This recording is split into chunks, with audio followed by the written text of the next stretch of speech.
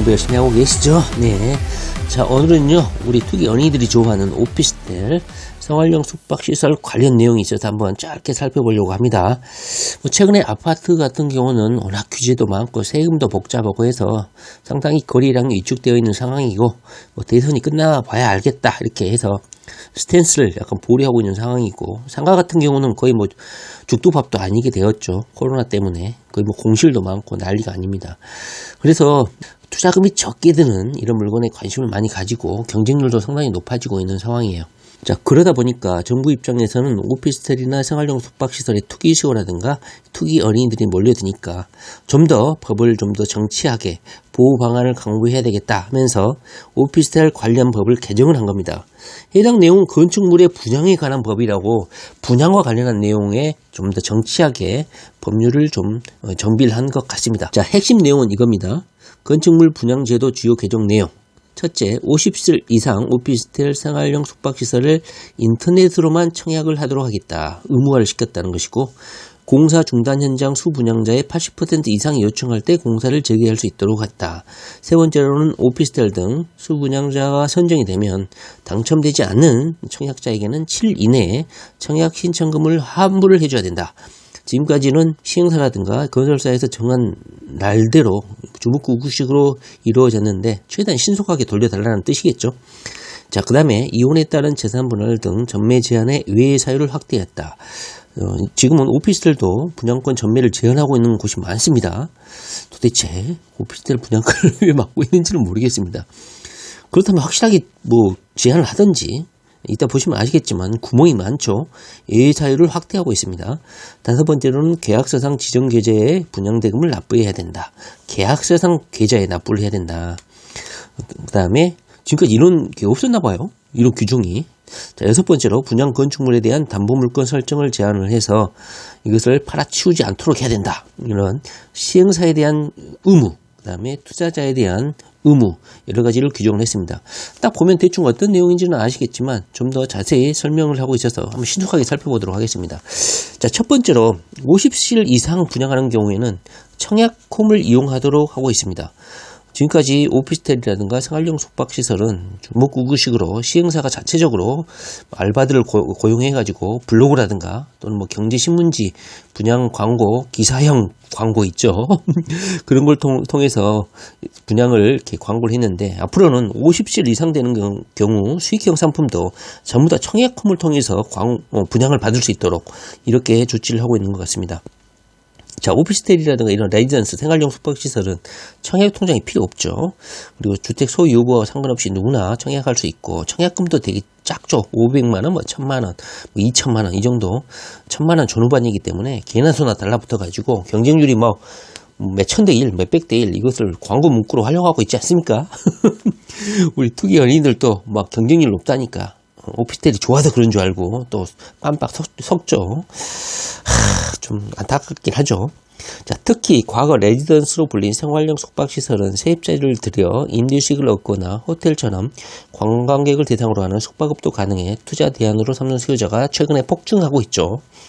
현재 아파트 등 주택은 규모에 상관없이 청약홈, 이 홈페이지에서만 청약을 의무화하고 있는데, 수익형 부동산의 경우 300실 이상인 경우에만 이렇게 하도록 했었나 봐요. 그런데 앞으로는 50실 이상 모든 수익형 상품도 청약홈, 공개 청약을 받도록 한 것이죠.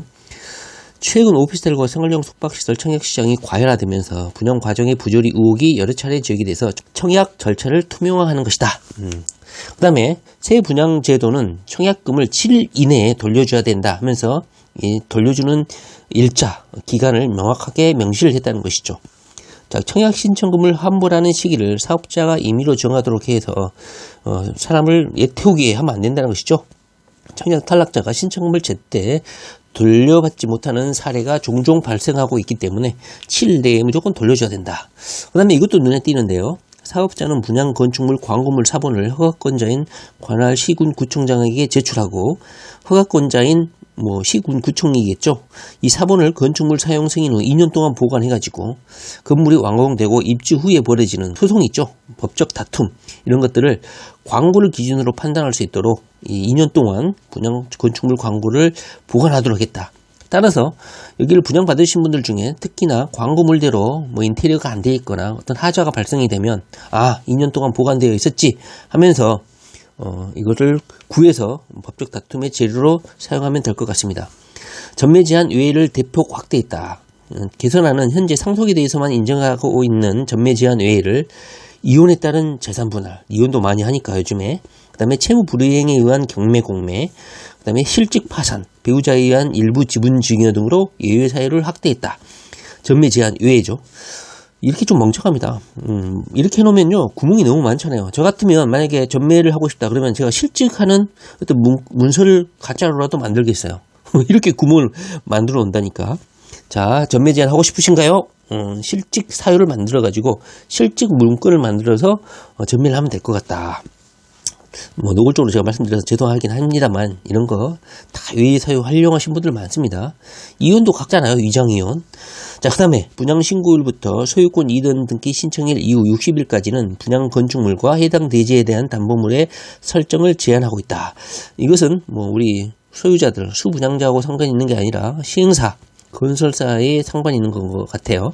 다시 말하면 이것을 담보물로 잡아가지고 팔아치우지 못하도록 이렇게 막고 있는 그런 장치인 것 같습니다. 준공 전에 경매 등으로 건축물이 처분되지 않도록 하기 위한 조치다. 분양관리신탁 사업장 공사가 6개월 이상 중단될 경우에 수분양자의 80% 이상이 요청하면 신탁사 등이 동의하면 공사를 재개할 수 있도록 했다. 개념 한번 보십시오. 요즘에는 뭐 아시아 신탁, 먼 신탁 하면서 분양 공고물 보면은 다 써 있잖아요. 분양 관리 신탁이란 뭐냐? 신탁사가 분양 사업자로부터 부동산 소유권을 이전받아 분양 및 공정 관리를 수행하는 방식이다. 예를 들면 뭐 아시아 신탁이다, 무궁화 신탁이다 그러면 이 소유권을 전부 다 이 신탁사에 넘기는 것이죠. 그래서 나중에 이제 다시 입주할 때, 분양 받을 때 신탁사로부터 돌려받는 거잖아요. 수분양자가. 그래서 등기부를 보면 꼭 신탁사가 등기가 되어 있는 거죠. 자세히 한번 보십시오. 자기 등기부 등본. 자, 그래서 소유권을 이전받아 분양 및 공정관리를 수행하는 방식인데 지금은 사업자의 부도가 파산이 아니면 수분양자와 신탁사가 임의로 공사를 재개할 수 없었다고 해요.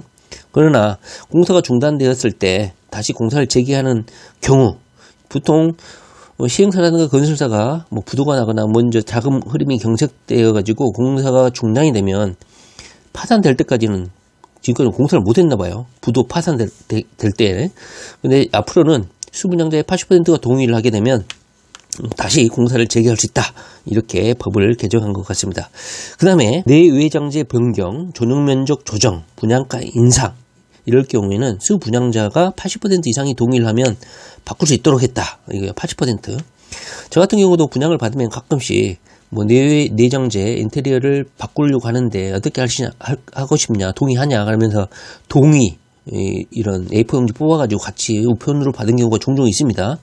저 같은 경우는 동의한 적이 한 번도 없습니다. 왜 얘들이 바꾸려고 할까? 그 속내를 저는 의심하거든요.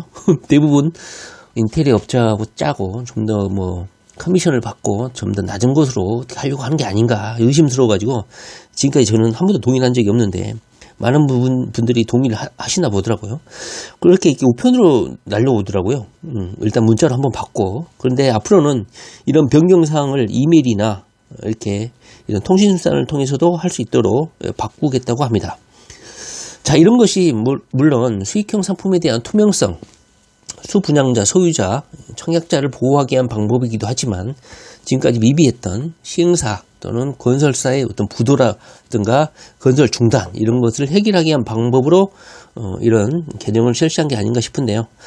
오피스텔 생활용 숙박시설이 앞으로 이렇게 공개 청약으로 바꾸게 되면 정보가 투명해지기 때문에 오히려 더욱더 투기 열풍이 불지 않을까 하는 생각이 좀 듭니다. 물론 부동산 경기가 침체가 되고 투자 심리가 위축이 되면 이것도 결국은 또 열등 상품이기 때문에 한풀 더 꺾이지 않을까 하는 생각이 듭니다. 지금은 워낙 경쟁률이 치열해지고 인기 상품이 되다 보니까 이런 규정을 두고 정부에서도 이렇게 규제를 하고 있는데 언제 그랬냐는 듯이 투기 심리가 위축이 되면 찾아도 보지 않는 게 오피스텔 생활용 숙박시설입니다. 좀 더 심사숙고해서 투자하시고 투자하실 분들은 여기 개정된 내용들 투자자들이 알아야 될 내용도 상당수 있으니까 확인하시고 지식으로 머릿속에 좀 집어넣으시면 될 것 같습니다. 알아두셔야 될 내용들은 7일 이내에 신청금을 환불할 수 있다.